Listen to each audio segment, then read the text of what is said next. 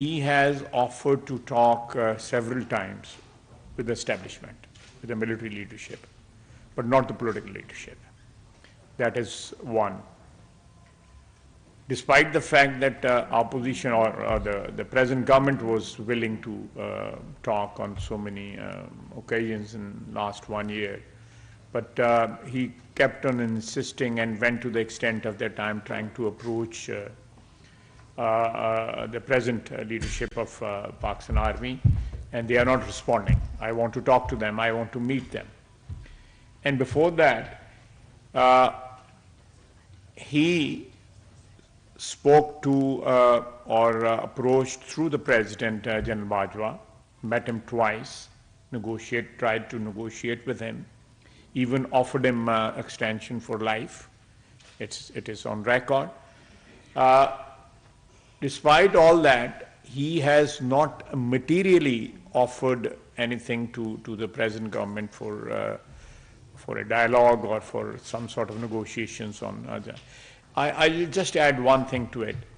We are ready to talk for the sake of peace in our country, for sake of not for only the present government, but the coming generations, that we must have some sort of consensus on major issues which we are facing for last so many decades. We are not in favor of a transactional dialogue. We need something which is comprehensive, which covers everything. There are so many issues. One can debate on that and have perhaps a long debate on that. But in short, what I'm trying to say is that a comprehensive dialogue on the problems Pakistan is facing is always welcome. But transactional dialogue, which does not address the issues this nation is facing today, and perhaps the situation is getting worse by every passing day. So these issues, one must realize that these issues should be addressed as soon as possible. Yes, so a comprehensive dialogue, yes. A transactional dialogue, it will be a waste of time. Minister Asif, D&D from National Public Radio. As you may be aware, Mr. Khan has made multiple interviews to Western media in particular to project his point of view on what's been happening in Pakistan. I'd like to just get your responses to some of the claims that he's made. First, he has claimed that the government is seeking to outlaw him, a claim that was echoed, to disqualify him, a claim that was echoed by Zalman Khalilzad on Twitter. Disqualify him? To disqualify him okay. He also alleges that there's even attempts to kill him or plans to kill him. I would love to get your responses on that. And just on holding the federal elections, is there a plan to hold the federal elections on time? And my final question, bear with me, is are you concerned that the political tensions now could spiral into more extensive or more violent clashes in the coming weeks or months, based on the very videos that you have aired right now? It's a bit lengthy question, you know. Sorry. Let's hope I can keep track of it. Violence, yes, there is every possibility that this violence can, escalate and get into an ugly situation. We are aware of that. That risk is always there, because Imran Khan is a desperate man. He has demonstrated the violence of the sort which we have witnessed in the last few weeks. This has never happened in Pakistan. Violence has taken place during the military regimes, during General Zia regime, and before that during Ayub Khan's regime. But political governments have never resorted to violence against their opponents. Yes, there are victimization and cases and imprisonment, but this sort of violence from an opposition party, organized violence against the state machinery. So this is something which is unprecedented in our history, despite the problems we have had over the last 75 years. But this can spiral into something little obviously ugly, and but government has the power and the will to control any violence which is triggered by Imran Khan and his supporters. Coming to his allegation that IG Islamabad or IG Punjab or Chief Minister Punjab, they are conspiring to murder him. This whole thing is so scandalous. This allegation. He's just trying to create some sort of atmosphere where his followers are ready to believe anything he says. You know, it's like a cult. You know, the world has witnessed over decades and centuries where people have, the leaders have created cult, and people have followed them blindly, believing everything they say. So this sort of cult following is here in Pakistan also these days, but this will fizzle out, and this allegation of conspiring to murder him, I think this is stretching a bit too far. The sort of lies he has been fabricating over the last 1 year, starting with Cypher. I'll again say that. On one hand, he's he was accusing General Bajwa of conspiring against him or aiding his opponents, and on the other hand, he was offering him extension for life, and then accusing the United States of America of conspiring against him, taking even names, and now he's again flirting with the American government through lobbyists, and approaching them for some sort of intervention or some sort of aid or help, because they are being victimized, so-called victimization of PTI in Pakistan. So he'll tell you one thing today, and tomorrow he'll tell you something which is diagonally opposite, completely opposite, So his utterances are completely irrational. Perhaps his followers do believe whatever he says, but most of the people have lost track of what he has been saying over the last 1 year. Voice of America. She had a third question, whether the government does plan to hold the national elections. Obviously, national elections are due in October, and they will be held on time. Now I will follow up on that question. They were due also on the 30th of April. And there were no national elections, provincial elections. Punjab provincial elections were due on 30th of April. Then the decision has been taken by the Election Commission. They are, according to the Constitution, that is the body which is supposed to hold the elections and empowered to hold elections. So that very order has been called into serious question. The IMF has rejected the claim that it has anything to do with holding of any constitutional practice in Pakistan, like holding of the Punjab elections, number one. IMF?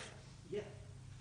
No, I'm not aware of it. They gave a press release. Because this is a factor mentioned in the election order, that because of the understanding with the IMF, the government is unable to provide funding for the elections. That's number one.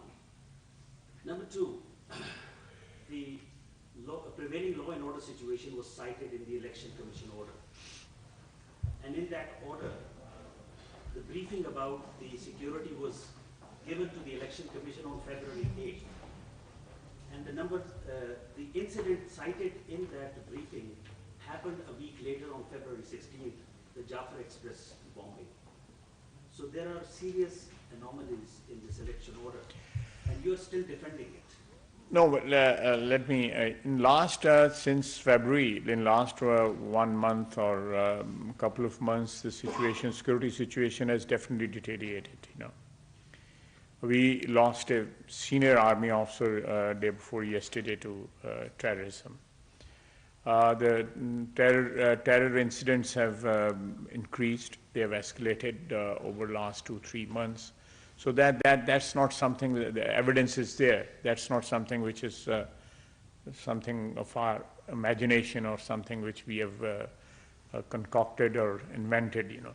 So security situation is there. I'm not aware of that, but definitely I'm aware of the fact that Ministry of Finance said that under the present circumstances, we are going through some very tough time, financially speaking.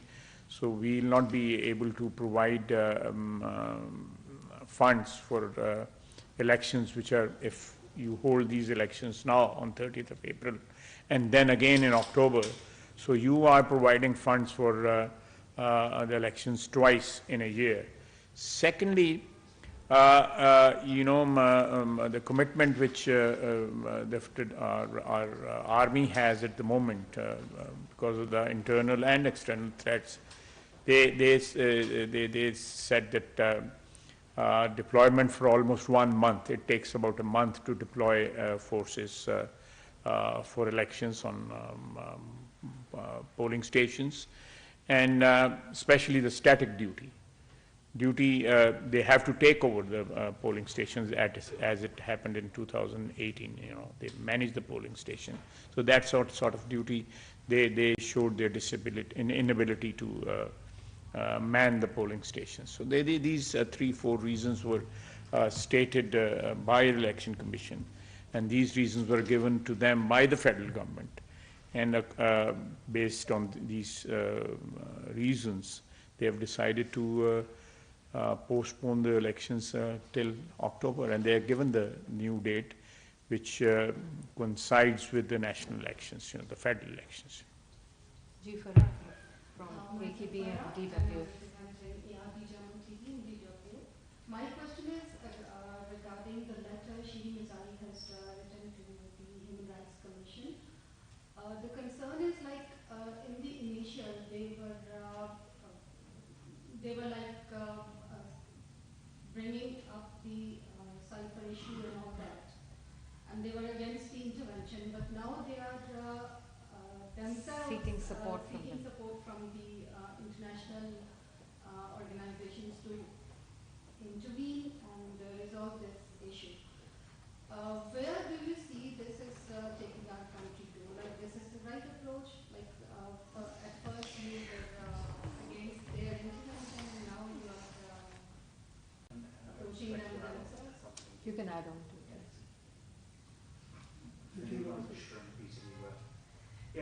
It says in reference to the letter again, we do see maligning of the image of Pakistan as far as the international forum is concerned.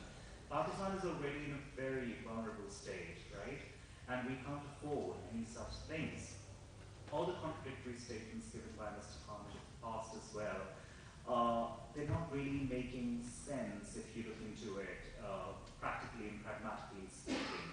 So what is going to be the government's plan of action as far as like a buffer strategy is concerned, as far as mitigating any negative impact on the country is concerned?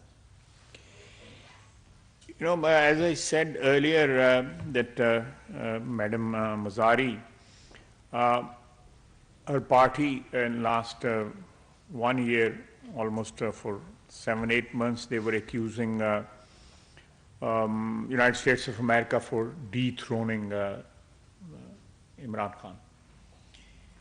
And they even took the name of an official in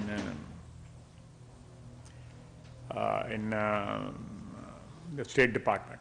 Actually, I met this gentleman in September in the United States, and he tried to introduce himself to me that I'm Donald Lu. You are very well known in Pakistan. You don't need any introduction. So there is this sort of attitude. You know, I have the parliamentary career of almost 33 years. I have never gone to a foreign government whenever I was victimized, you know. I was imprisoned by General Musharraf. I was in Atak Fort. A political prisoner or a political worker cannot even imagine what sort of the cells and dungeons are there in Atak Fort. It was built in 1561 by Shahanshah Akbar. So we never appealed to a foreign government or United States of America. And after accusing them for almost a year of conspiring against PTI government, you then seek help from the same people, from the same country.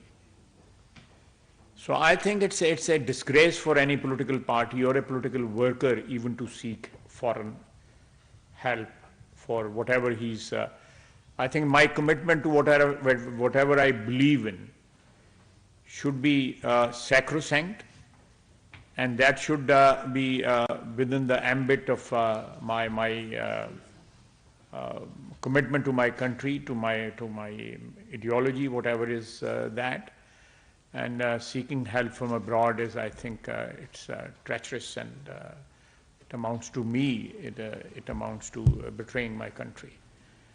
They can fight it out. We can all fight our battles within the ambit of within the norms, political norms of whatever we have in this country. I will never. Tomorrow, these people can even appeal to people across the border for help, or some other countries who are. They actually declared the United States of America an enemy of PTI or enemy of, and now they. I think they can do it. They in this. If I can say that they're absolutely shameless, That just few months back you were accusing a country of conspiring against your government, and now you are seeking help from the same country, hiring lobbyists over there. And people, the politicians over there, the government has not spoken, United States government has not spoken against Pakistan, or they have not commented on our situation, political situation in Pakistan. But there are politicians over there, or former diplomats over there who have commented in favor of Imran Khan and his party, which again,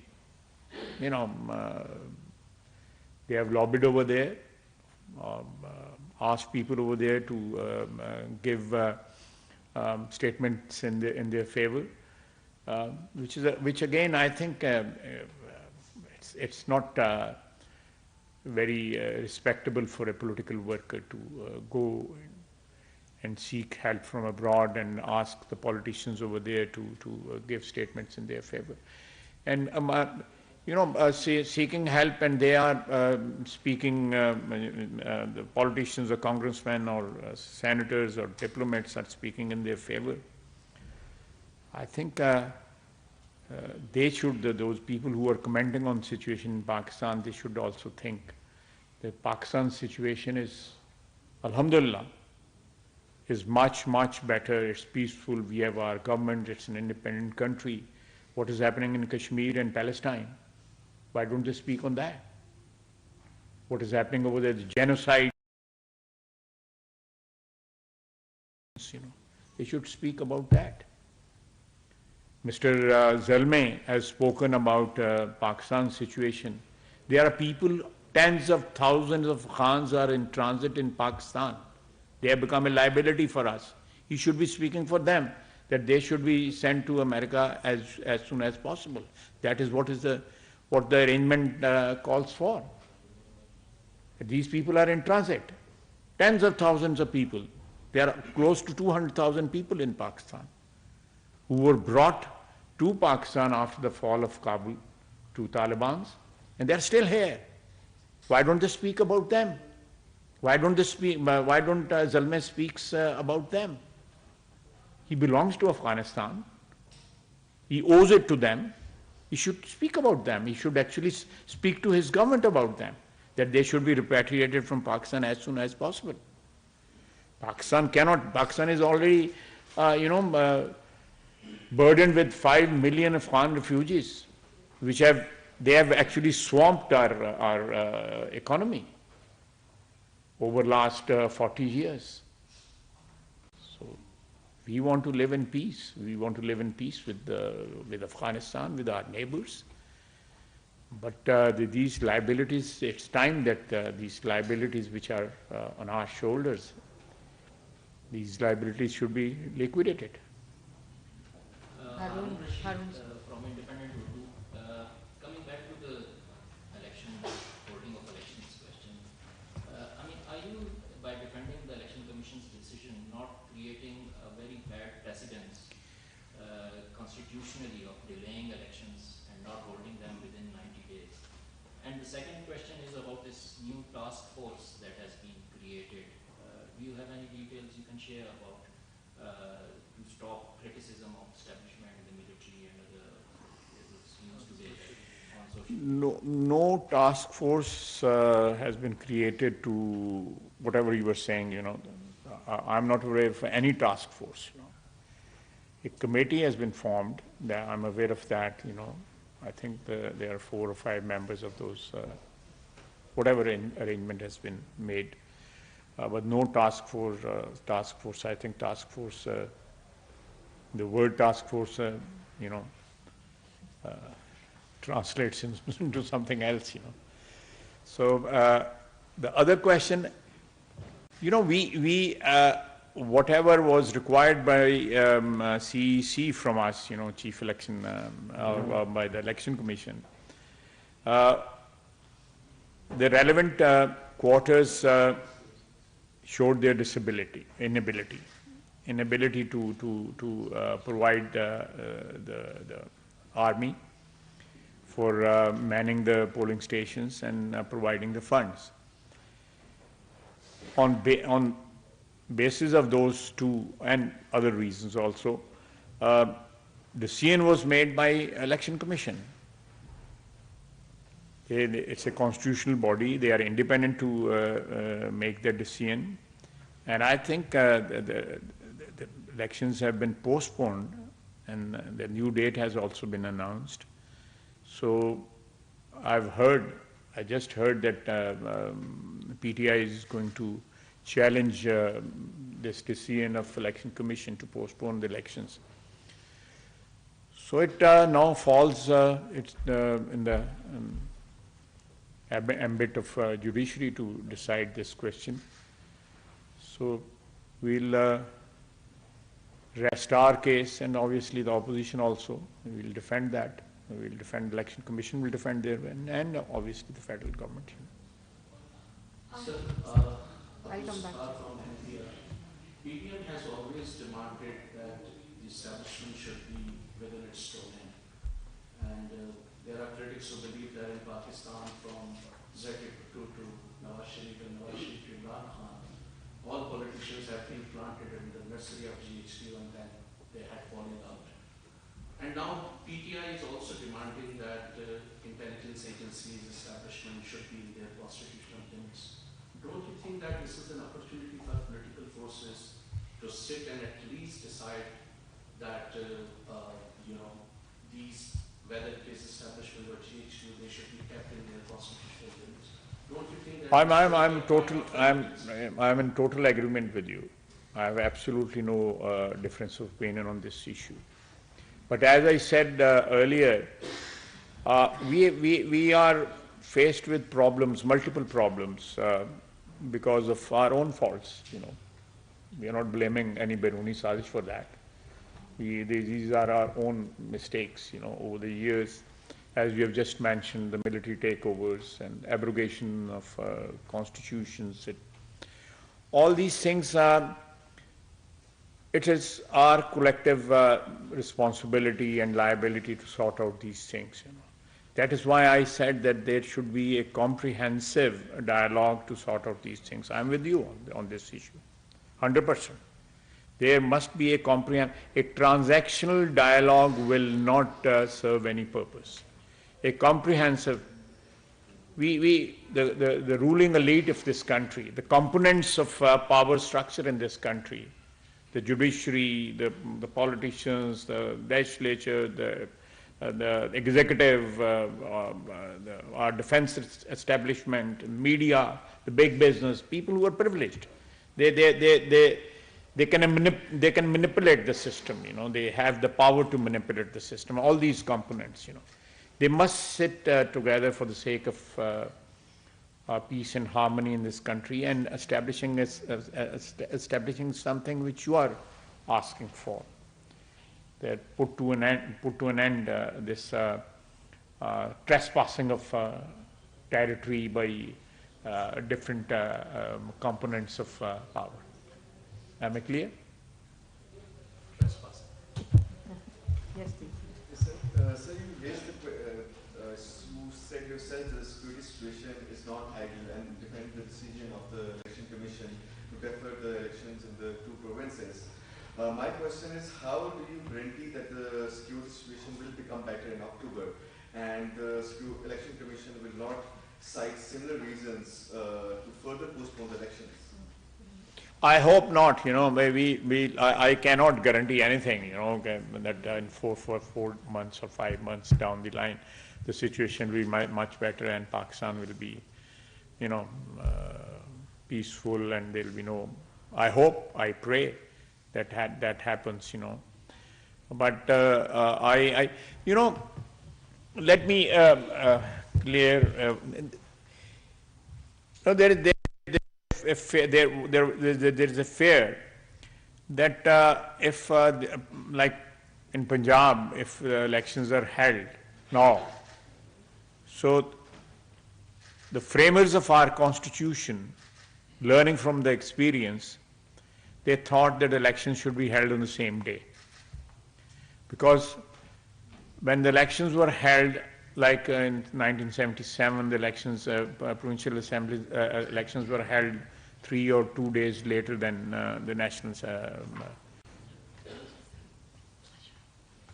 later than the National Assembly elections. So there were gaps, or the elections were not held for all the provincial assemblies and the National Assembly at the same time. This sort of provisions were added into the constitution to hold elections on the same day, that if there is a provincial assembly, let's assume the Punjab assembly is in power and their elections are not due. So this will ultimately create a situation where Punjab's hegemony will become almost permanent on the rest of the federating units. I hope you understand what I'm saying.